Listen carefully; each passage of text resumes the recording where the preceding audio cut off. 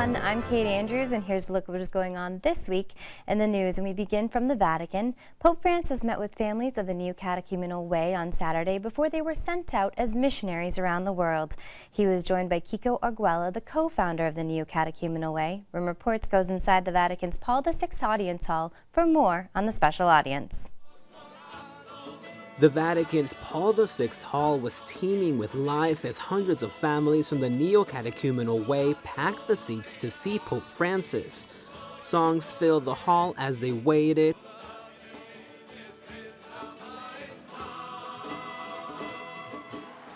When the Pope stepped out, cheers replaced the music. The audience was the last step for these families before heading out around the world to become missionaries. En la misura che questi fratelli vanno percorrendo il suo battesimo e il peccato nella carne va perdendo forza, fino al punto che si sentono liberi per offrirsi alla Chiesa. Questo è il frutto del battesimo. Pope Francis offered them advice as they prepare for their missionary work. The families will move to areas like China or India where the church's presence is small if non-existent. As they head out to these existential peripheries, the Pope said it was important to build church unity wherever they went.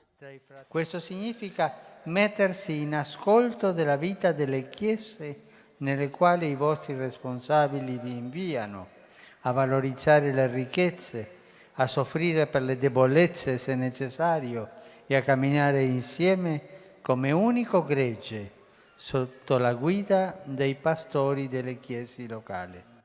The Pope also said that the Spirit of God will help them in adapting to the cultures of their missionary countries and to figure out how the gospel can help the people in the area. He asked the members of the Neo-Catechumenate to look out for each other, especially the weak. Dite a quanti incontrerete sulle strade della vostra missione che Dio ama l'uomo così come è, anche con i suoi limiti, con i suoi sbagli, anche con i suoi peccati, e per questo ha inviato il suo figlio, perché lui prendesse i nostri peccati su di sé. Siate messaggeri e testimoni dell'infinita bontà e dell'inesauribile misericordia del Padre. In news from Italy, the venerated piece of fabric stained with Blessed John Paul II's blood, which we reported was stolen last week from a chapel east of Rome, has been recovered. One of 3 men that had been arrested for the theft left police to the relic, which they found inside his garage. The postage stamp-side piece of fabric was missing only a few gold threads. The thieves had previously turned over an empty iron reliquary along with a stolen cross. They said they had discarded the relic because they considered it worthless. Despite their crimes, Auxiliary Bishop Giovanni D'Ercole of L'Aquila told reporters that the 3 have the forgiveness of Pope John Paul II. Back to the Vatican, Pope Francis is calling on all Catholics to welcome, serve, and respect life, whether still unborn or approaching its natural end. He is also encouraging pro-life associations and movements to continue their work. Catholic News Service has more from this past Sunday Angelus in St. Peter's Square.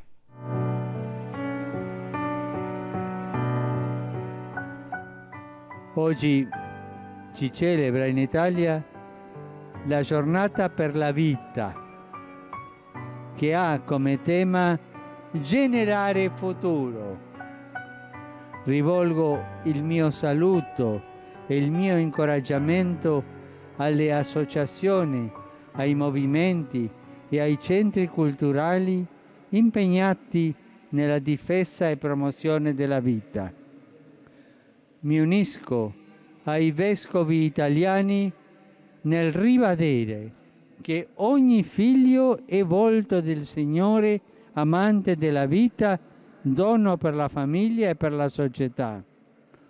Ognuno nel proprio ruolo e nel proprio ambito si senta chiamato a amare e servire la vita, ad accoglierla, rispettarla e promuoverla, specialmente quando è fragile e bisogna di attenzione e di cuore, dal grembo materno fino alla fine su questa terra.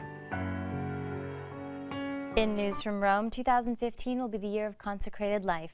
Pope Francis's call for a special year-long focus on consecrated life will likely begin on November 21st, when the Church marks a day of prayer for cloistered religious. In celebration, Pope Francis is asking the Church's religious sisters, brothers, and priests to wake up the world with their testimony of faith, holiness, and hope. Cardinal Braz de Avis, prefect of the Congregation for Institutes of Consecrated Life and Societies of Apostolic Life, spoke about the plans for the 2015 year of consecrated life at a news conference January 31st. The events will conclude 1 year later on the 50th anniversary of the promulgation of the Second Vatican Council decree Perfectae Caritatis on the renewal of religious life. Before the Year of Faith, dedicated to consecrated life, begins, the Vatican Congregation for Religious hopes to release its final report on a 2009-2010 visitation of U.S. women's communities. The visit was aimed at studying the community, prayer, and apostolic life of the orders to understand the sharp decline of religious women in the United States.